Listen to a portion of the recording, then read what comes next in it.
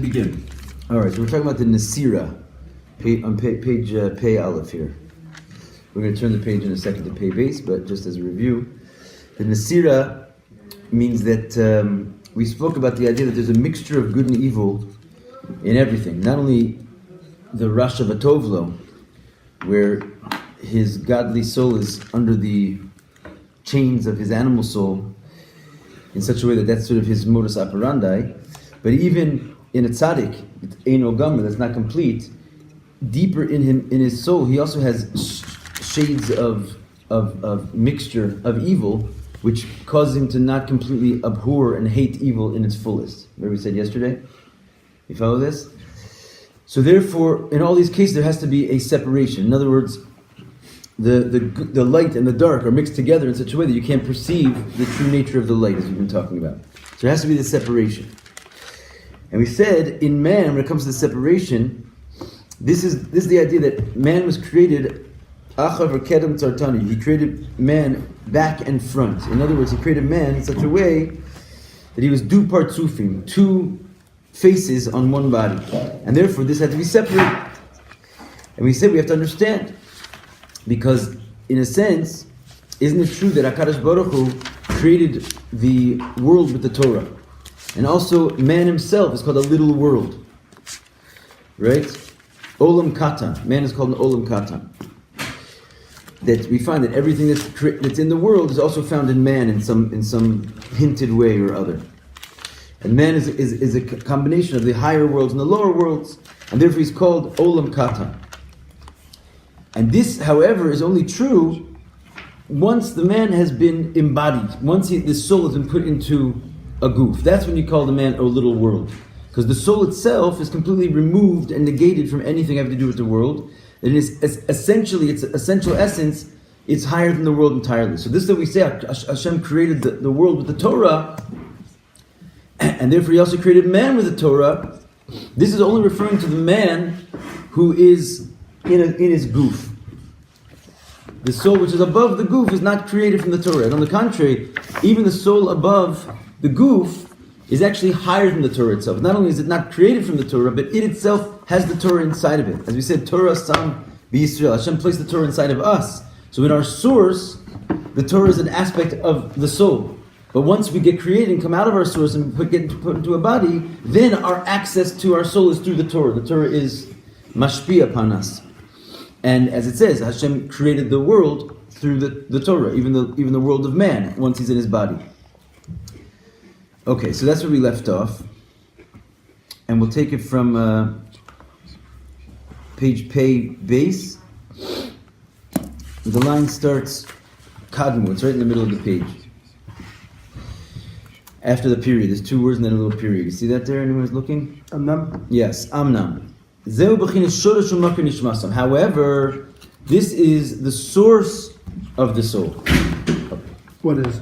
This idea that we're above the Torah, we're above the world. But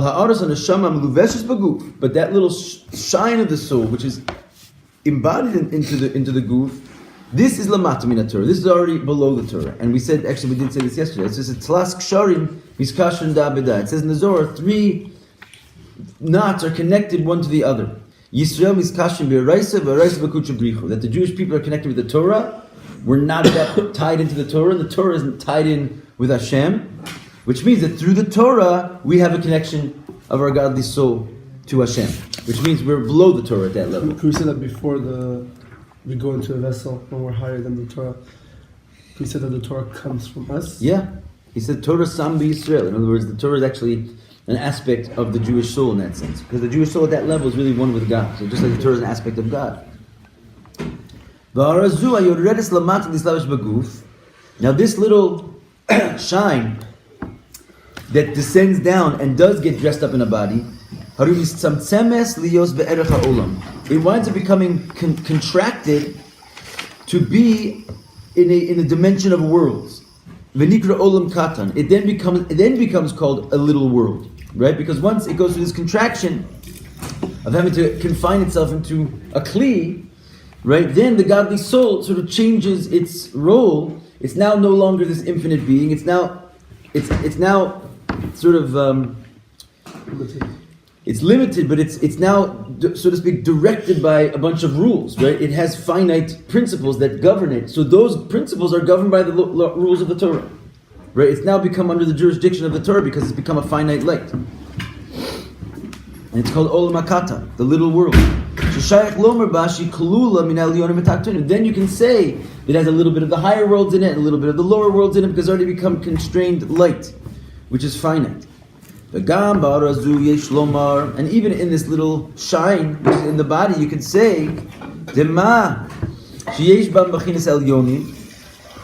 right? This that it has the levels of the Elyonim, which is called Malachei Hashares, the ministering angels. Those are called the Elyonim, the higher realm that has an aspect of angelic form. Really, it's higher than the levels of the Elyonim. Why? Because even this little shine that it has in it, in some essential way, because it has recourse to its true self, it's entirely higher than the world. So even though in general we say that in the body we have sort of a mirror of the higher worlds and the lower worlds, the higher worlds being the ministering angels, really this shine of the higher worlds in us is actually higher than the worlds altogether. The higher aspect of the soul, even in the shine that's in the body, is really above the worlds. That's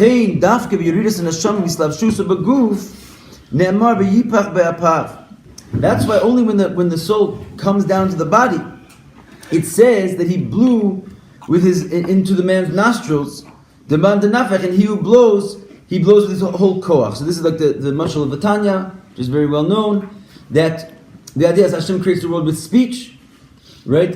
But speech is a sort of limited flow of energy that comes from the mouth. When you blow, you give all your energy in one shot. So the idea that Hashem created the world, the rest of the world with speech, but with the soul that He put into man, He blew it in. And the idea of Him blowing it in is that Hashem gives from His very penimius something more than just regular speech. So we see that there's a certain essential energy of God inside of the man, but that's only when he has a body. So even though the man comes into his body and winds up having this sort of small aspect of divinity, but nonetheless there's still this blowing inside of him. There's still this essential jolt of godliness inside of him, which only comes about when he's in his body. So don't think that when the soul comes into the body, he's merely limited, because he also has this blowing aspect inside of him. So when he blows with all of his koach. Where it does not say that regarding the angels. The angels are just part of the regular world, which is created with speech. So when it says we have the Elyonim and the Tachtonim inside of us, the higher worlds and the lower worlds inside of us, it's not just the angelic level that we have, because they don't have the blowing. As it says elsewhere.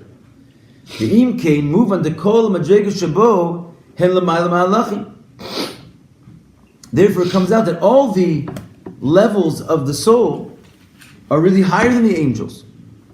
So what do we say about this? So how does this all work out? When it comes to his body and his nefesh habahamis, his animal soul, which is also a soul, then he's lower than everybody, lower than the ministering angels. And we said yesterday, he could therefore be even worse than any creature on earth. And it was because he has this choice, right? The Jewish person is in a situation of falling lower than anybody else. Because another animal, even an unkosher animal, it's designed to be that way, and it's just following its course. But a Jew who's designed to be choosing the right decision, when he chooses the wrong decision, he winds up plummeting below even the lowest creature. So when it comes to our animal soul, it's lower than everybody. It could possibly be even lower than the lowest of all creatures. Yeah. But from the standpoint of his nefesh, he's l'mayl mikol nivroim shebe'olam osel yonim. He's higher than all creatures, even the highest of the highest angels. So that's what it means we're created from the elyonim and the tachtonim, the lowest of the tachtonim and the highest of the elyonim. And really, how do these two levels, which are so distant from each other, connect? He's connected from the Ein Sof, which binds them together.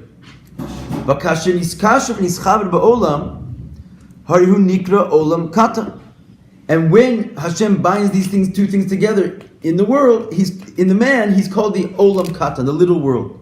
Because really he has a little bit of everything inside of him. And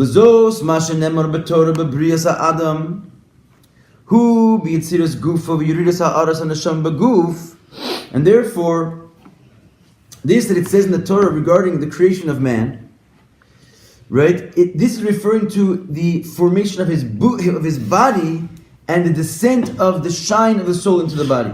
That's what it means he blew into his soul. However,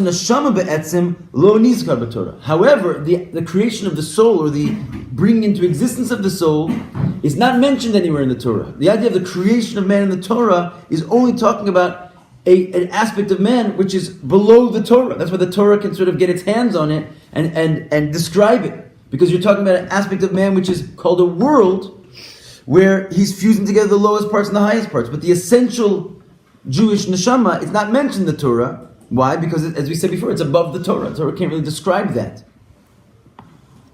as it says elsewhere. Everyone following along here? V'yesh lomar lefi sha'ara zu hi lamata ma'Torah. Since this shine that comes into the soul to enliven the body, which is, again, it's still higher than all the other creations, right? Because it's got this blowing energy. But it's already just a ray which comes out of Hashem, which is not essentially higher than the worlds. So since this ray is lower than the Torah, and this part of our soul is called the little world, therefore in general we can say that Hashem looked in the Torah and created the world, and it includes the little world of man, that all of that is coming from the Torah. Confused about something? You said you can't say that? We can say that. Can't? Can. Oh. Because you said our soul came from the thought of the creation of the worlds before, and like no, but that we said that we were alub machshava. We went up in thought, right? We were talking about going up in thought. That was being higher. The original thought of Adam Kadmon, and then even in that we went up in it, which means we were in the Temimei of it, and the Temimei of that is connected with the Temimei of the Or and Sof, and that's above the Torah. That's not mentioned. That level of the soul is not mentioned in the Torah. But the part of the soul which goes into a body, which means the body is very low, and yet Hashem blows into it something which is higher than the angels, but it's still part of the world, right? That is mentioned in the Torah, because that aspect of the soul of the human is called the Olam Katan, at least a little world, and therefore it is governed by the Torah. It is below the Torah. You with me? Mm-hmm. So it also says Hashem looked in the Torah and created the world. This includes the little world called man. Then there's the thing that he spoke to the Neshamas Yisrael and confirmed them to create the world. Why do you say that? No, that's the thing. No, what I'm saying is that could be above the Torah. Right. So. Oh, okay. I just meant the last line I mentioned is as we are in the world, the Olam Katan. You just said that the Torah is higher than the Neshamas. Is that what you just said? Not exactly. I said the Torah is higher than the Neshama when the Neshama is put into a body. And even though that Neshama which is put into a body is higher than the angels. Okay. Right? And it's so high and it's connected with something so low that it needs a koach of the Ein Sof to keep it in there. Nonetheless, it's still just a ray of the true soul, and therefore in general it is called Olam. It's called Olam Katan. And therefore all of that, the body and the soul in the Olam, is governed by the Torah and is below the Torah.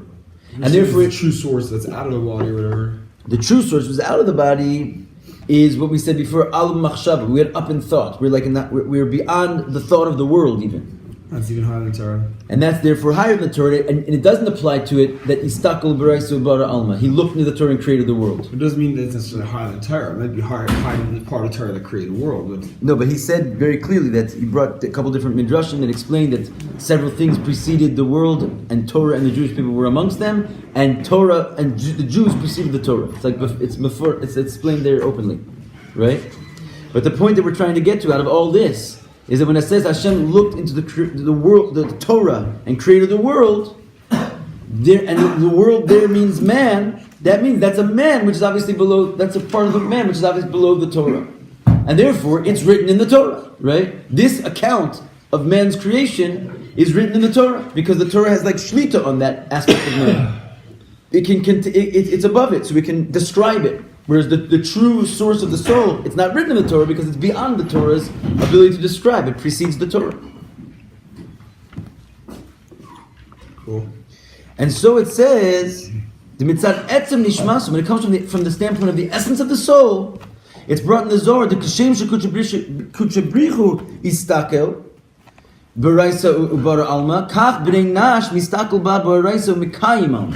So this is kind of an awesome thing, is that from the standpoint of the soul itself above the body, just like Hashem looks into the Torah and creates the worlds, so too can the b'nei nash, like man, but really he means here like the essence of the soul, can look into the Torah and keep the world in existence. We can also therefore look into the Torah from the standpoint of the essence of our soul and create worlds, as it were, keep the world in existence. From here? From the perspective of our essential soul. Why saying from the perspective of our essential soul? Why not man in the world?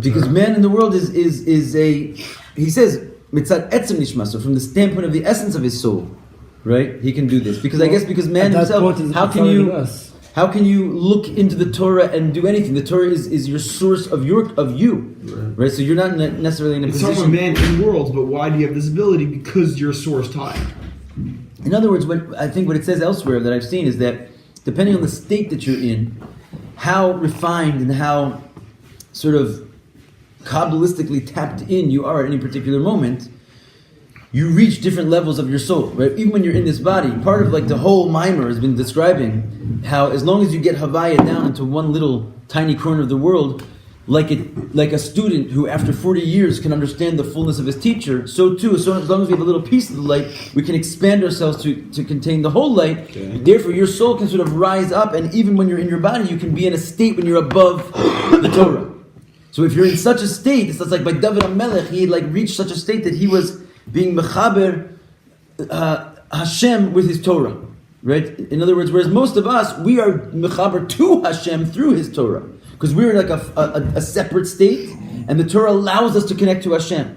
But if you're able to affect upon yourself like an unbelievable level of bittul, which means that you have no, like the Yom Tov was saying this morning, the Rabbi would eat gefilte fish with like piles of salt. Why? Because he wasn't eating food like you and I eat food. He wasn't connected to this world. And just to like sort of remind himself, I guess, he would make sure his food didn't taste good to the palate. When you're in such a situation where you're not connected anymore to this world, you have access like the true source of your soul. Even it is. It's not for every person. It's like tzaddikim levels. We're learning Torah now. Yeah. Hashem created the world for us to learn Torah too. But not necessarily in this capacity that we're doing now. Are we keeping the world in existence from this level? What we're doing is we're rejoining ourselves, which feels separate. We woke up out of bed. We want to have a hot coffee and a hot tub and call it a day. Kick up our feet and watch the game. I don't know. That's where that's where we're holding, not with the salt on the fish.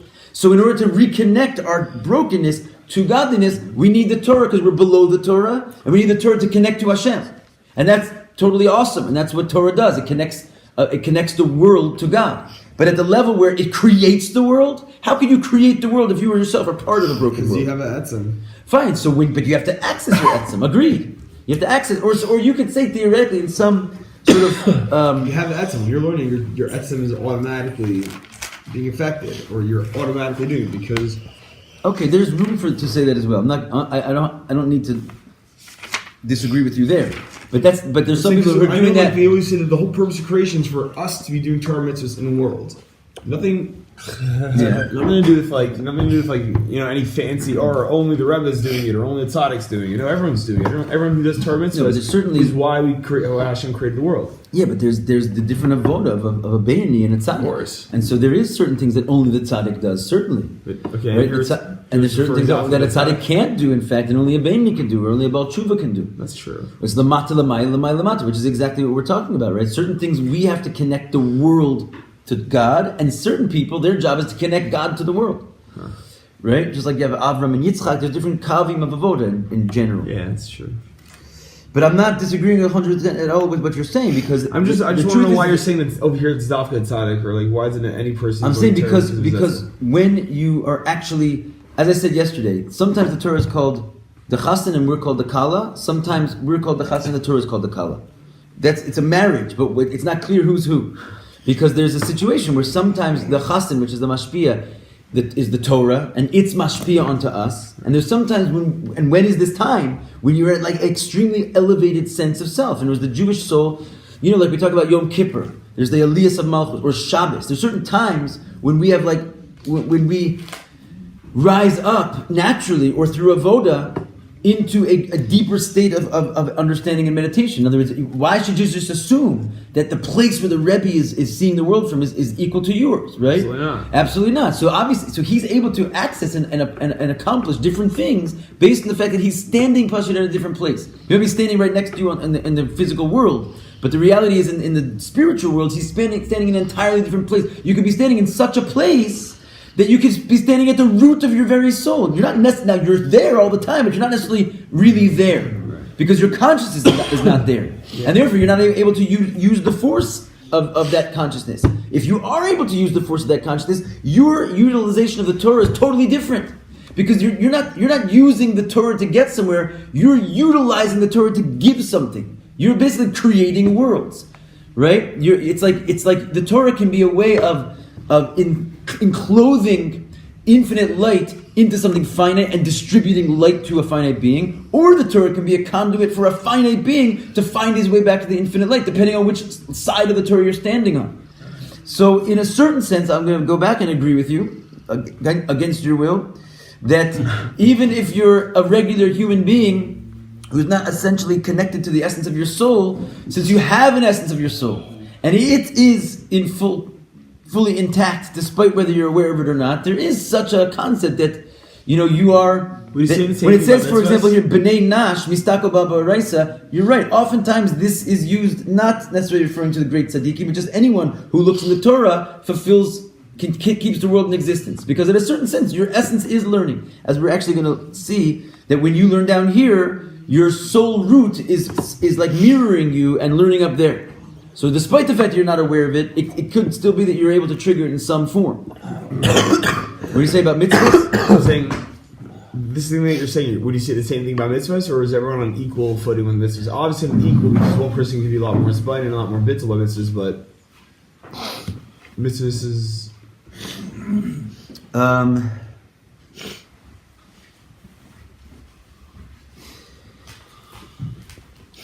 I would say the same thing about mitzvahs.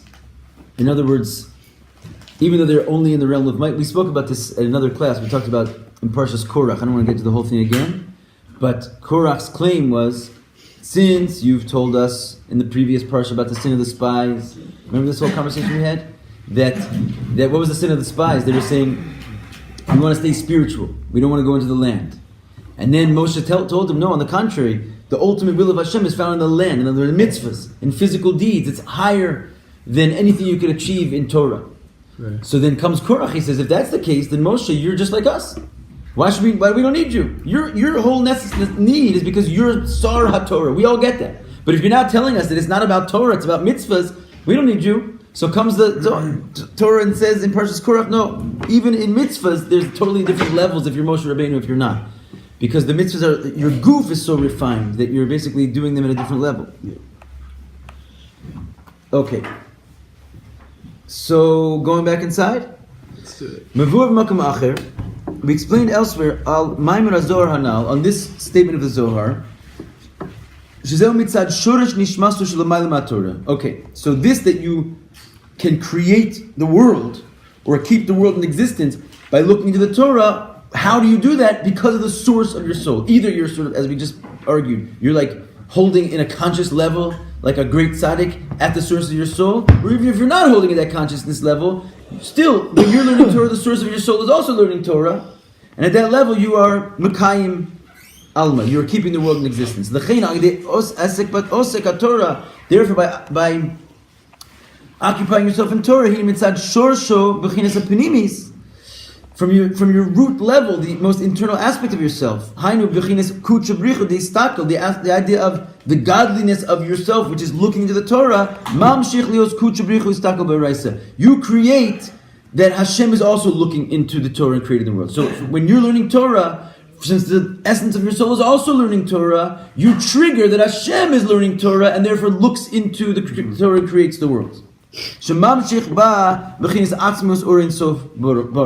Meaning you're drawing into the Torah the essential Or Ein Sof, which is above the Torah, and making the Or Ein Sof sort of come into form, thus create worlds.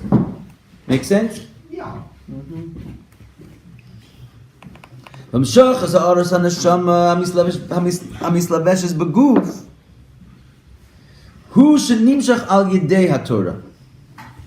the part of the soul, this little shine of the soul, which does get invested into a body, right? So we're talking there, that's the essence of the soul. But the aspect of you which does flow down into your body, this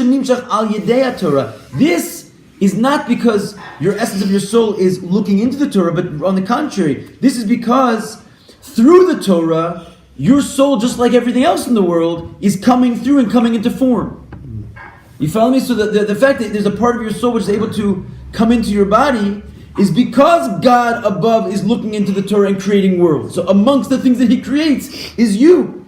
Right? So you are, at that aspect of your soul, you're not the one that's bringing Or Ein Sof into the Torah and therefore creating the finite light. You are the finite light that's being created and being drawn into your goof. And you are now part of what it says that Hashem looked in the Torah and created the world. You're not the one looking into it, you're the one being created by it. At that level of the soul that goes into the body.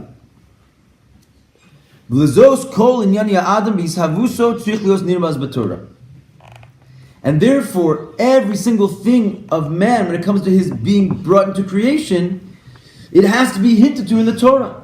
Why? Because he couldn't have eyes, ears, a nose, a mouth, an intellect, without somehow that first coming through the Torah, because the Torah is the filter which brings the Or Ein Sof into a finite form. So since here you are in a finite form, every aspect of your finite form has to be found somewhere in the Torah first, in order for it to get the finite form that's inside of you, which is both your body and the soul which is inside of your body. They are all written into the Torah.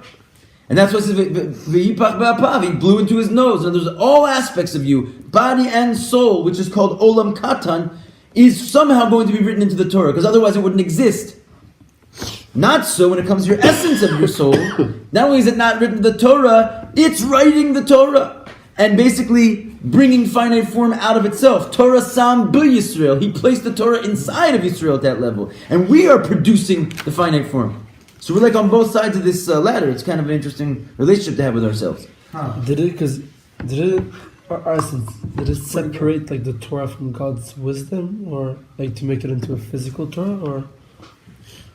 Say that again? But how did the Torah come to be physical? The Torah, well, everything, I mean, how the Torah come to be physical, huh? Yeah. Well, I guess this is what we call the great splitting of the sea, right? In other words, everything else can be physical by going through the Torah. Exactly. The Torah sort of stays on its own plane. And by definition, the Torah really can't come down here. Why? Because when you come down here, the definition of coming down here is that the light gets minimized and minimized and minimized and minimized. The Torah is not minimized light, so it doesn't fit down here. But this is what we call the splitting of the sea, that Hashem can do anything.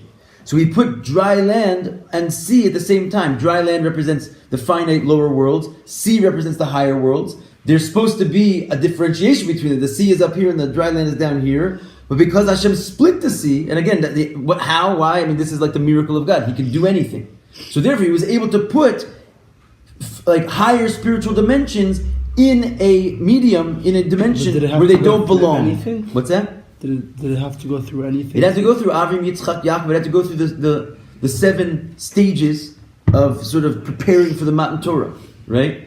So there was certain stages, like, you know, if you go through Torah, or you know, we did it almost every year. We didn't do it this year, but like, you know, explaining the avodah of Avraham, what he did. That he started to refine the world at a brand new level. That he was able to start doing the birurim. The birurim process started with him. He was able to start elevating the world to the point that he was ultimately able to get a bris and like lock in one point on his body where there was true kedusha from a higher point. And then each successive one of the avos, they got like another mitzvah, until finally the floodgates opened and there was an avenue to bring all the higher worlds and sit them down and have a place in the lower world. That's the giving of the Torah.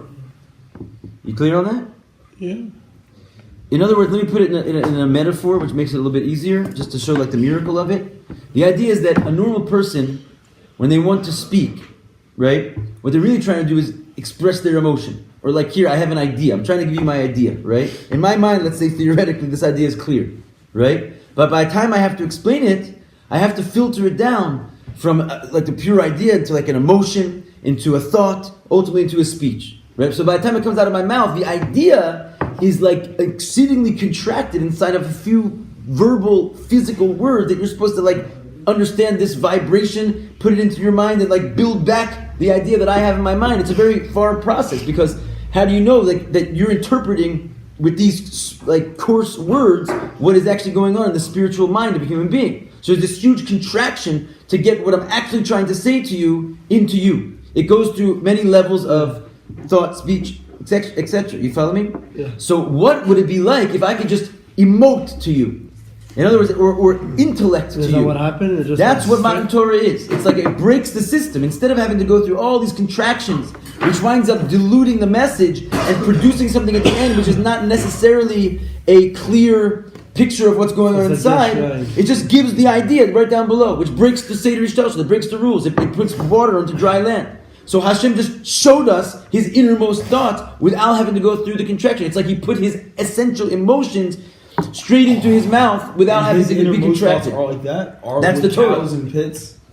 Yeah, well, his innermost thoughts are cows and trees, but they have to go through contraction after contraction after contraction. I'm saying the Torah, like I was Moshe, we're right in the middle here. We're almost done.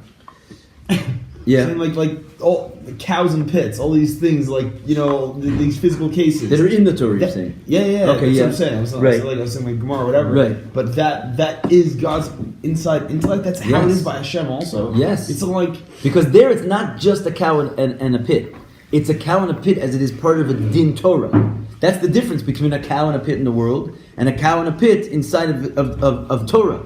Is that it's all connected with the Eibishter. It's not just a creation sitting there. I wonder what this thing is doing here. It's already part of the intellect of God. It's part of a context which is explaining to you the laws of God, the will of God. And so right. So maybe up there it's not cows, maybe it's I'm saying spiritual terms.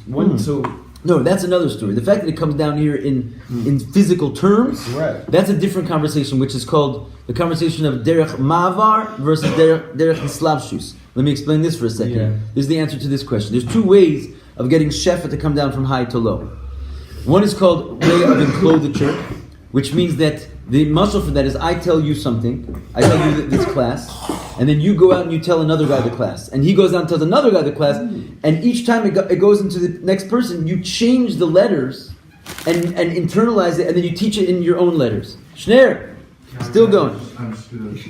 You change the letters, right? And then he changes the letters. So each time there's a total transformation of the message, even though it's basically the same message. It's like a game of telephone, like it gets lost.